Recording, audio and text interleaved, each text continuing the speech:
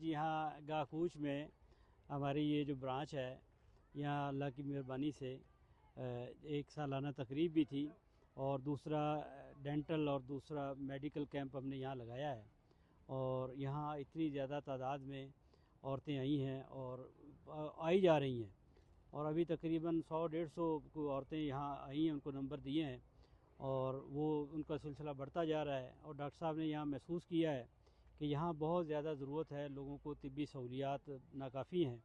اور لوگ جس انداز میں آ رہے ہیں اور جو انہوں نے مشاہدات کیے ہیں اس میں یہی ہے کہ جی یہاں پر لوگ بہت بے احتیاطی سے زندگی گزارتے ہیں اور جو دوسری جو سہولیات ہیں وہ ناکافی ہیں۔ تو یہاں کہتے ہیں گائے میڈیکل کیمپ لگنے چاہیے اور یہاں ایک ڈسپنسری بھی قائم ہونی چاہیے۔ اس کے لیے الحمدللہ ہم نے آج سے ارادہ کیا ہے کہ یہاں ہمیں مستقل بنیادوں پر ایک